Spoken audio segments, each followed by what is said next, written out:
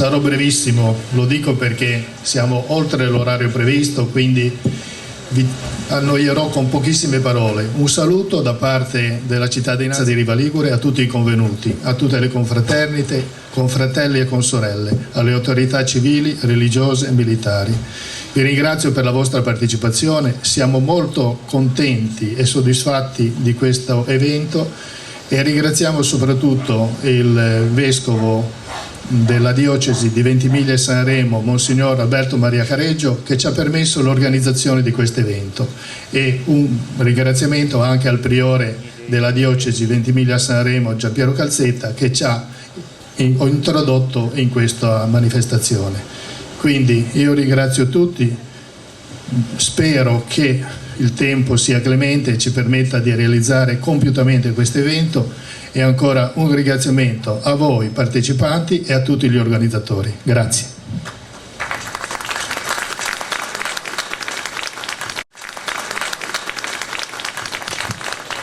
Da parte del Comune di Santo Stefano mi unisco ai ringraziamenti e prendo un po' spunto dalle parole confraternite, è un po' l'unione fra due parole, comunione e fraternità, e quindi io saluto tutti con comunione e fraternità, ma anche con il silenzio, con il servizio, con la testimonianza, con la passione, con lo spirito di comunione che tutto sommato rende così forte il legame tra le confraternite e il nostro territorio. Quindi con la comunione e con la fraternità anche di due paesi come Riva e Santo Stefano, di cui ringrazio tutti quelli che si sono adoperati insieme al Priore per organizzare questa manifestazione, questo incontro, questa comunione tra di noi. Due paesi dicono che sono la comunione di molte etnie della nostra Italia, della nostra regione, e quindi comunione, confraternità. Io vi ringrazio di essere venuti, perché forse la vostra testimonianza in un momento come questo è il messaggio più bello che possiamo lanciare al nostro territorio. Grazie.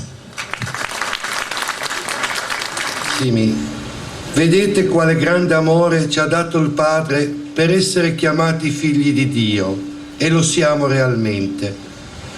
Per questo il mondo non ci conosce, perché non ha conosciuto Lui. Carissimi, noi fin d'ora siamo figli di Dio, ma ciò che saremo non è stato ancora rivelato. Sappiamo però che quando Egli si sarà manifestato, noi saremo simili a Lui, perché lo vedremo così come Egli è.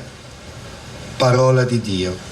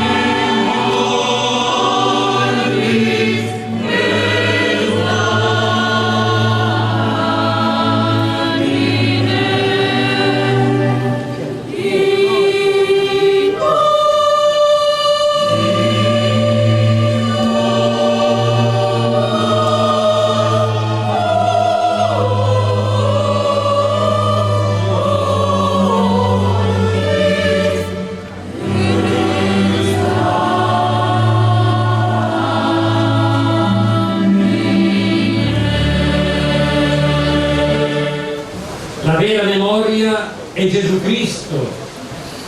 Ripeto, la vera memoria è Gesù Cristo, dispiegato nei secoli, ossia il Cristo vivente, che è la vera novità tra i mutamenti della storia e l'evolversi della società. La cosiddetta nuova evangelizzazione, infatti, non è altro che il Vangelo proposto all'uomo di oggi. Non possiamo negare che l'indifferenza religiosa e l'insignificanza di Dio, anche di fronte ai problemi più gravi della vita, non sono meno preoccupanti e eversivi dell'ateismo dichiarato. In questo contesto nel quale ci troviamo oggi, anche le vive tradizioni di pietà e di religiosità popolare cristiana rischiano di essere disperse. Di fronte a tale e reale pericolo, Giovanni Paolo II, nel documento ora citato, afferma: solo una nuova evangelizzazione può assicurare la crescita di una fede limpida e profonda, capace di fare di queste tradizioni una forza di autentica libertà.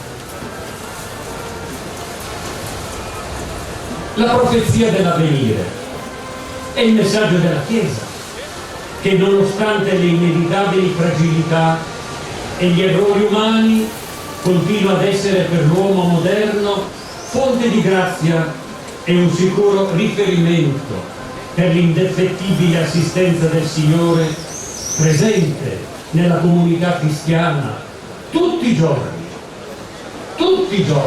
sino alla fine dei tempi.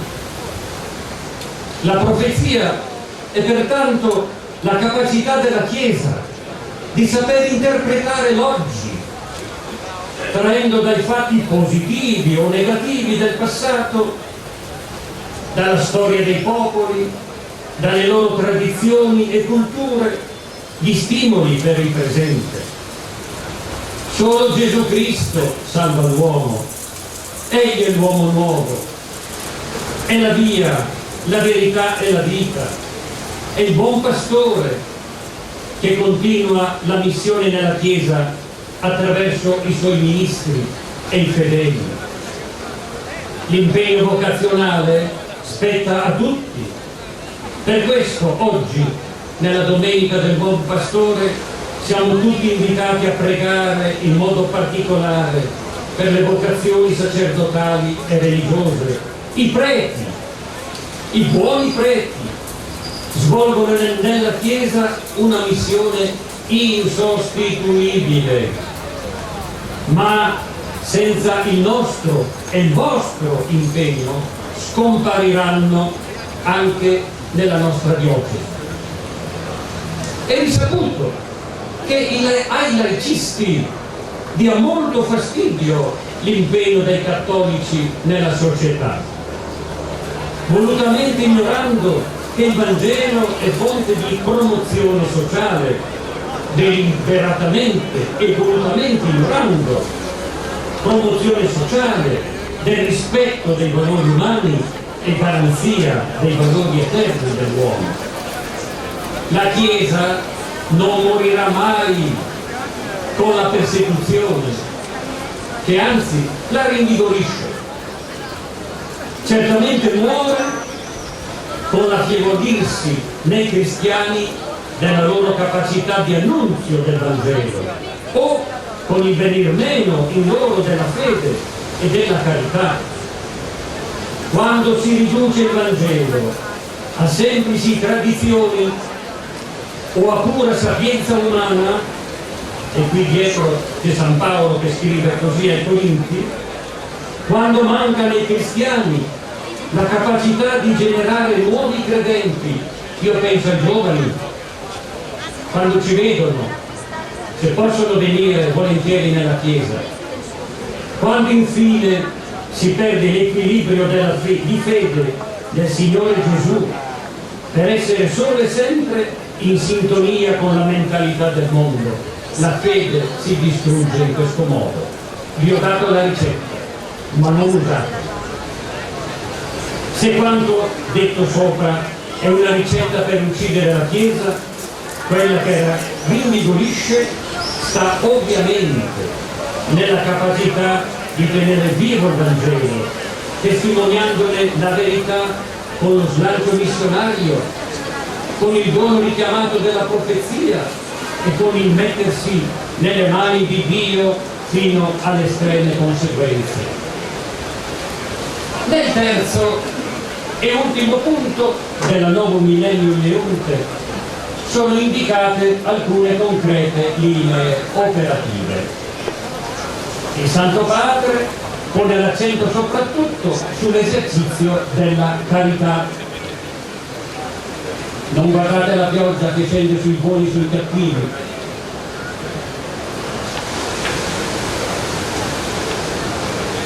Da sempre la carità costituisce uno dei punti di riferimento delle pie fondazioni e delle confraternite. Questa carità si deve esprimere nell'amore fraterno, nell'unità dei fedeli attorno ai loro vescovi e ai presbiteri, nella collaborazione sincera con le varie componenti della Chiesa, radicati nelle vostre singole storie del passato. È vitale reinterpretare quanto di specifico i vostri sodalizi esprimono, senza perdere di vista le ragioni che li hanno fatti nascere.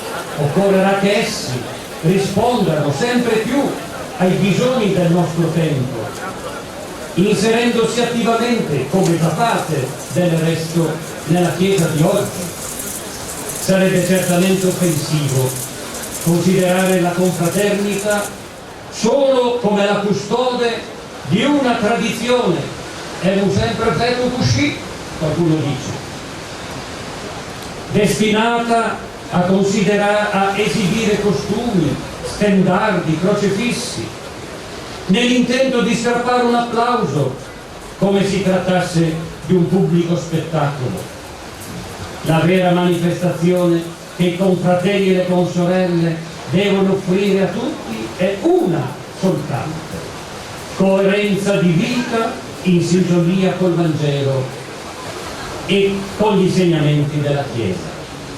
In modo imminente essa si traduce nella vita di santità, di preghiera, nell'esercizio della carità, che scaturiscono non soltanto dall'inserimento nella Chiesa come tutti i cristiani, ma dalla coscienza di appartenere anche ad un sodalizio religioso.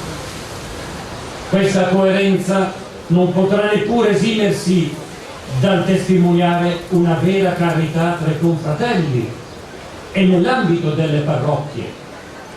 Non dovrà mai mancare la vita sacramentale, che è composta dai sacramenti, confessione, anche quella, Eucaristia e via dicendo, il che vuol dire accostarsi spesso ai sacramenti della salvezza. Non potrà infine non suscitare tra i confratelli il desiderio di una conoscenza sempre più approfondita della parola di Dio, che permetta di dire agli altri la ragione della speranza che è in noi. Cari fedeli, la vostra presenza attorno a tanti e bellissimi crocifissi, inestimabile patrimonio culturale e artistico della nostra Liguria, guardati con interesse e ammirazione, non può che riempire tutti noi di speranza. La Scrittura infatti dice: guarderanno a colui che hanno trafitto, e speriamo di poterli guardare nella processione di oggi.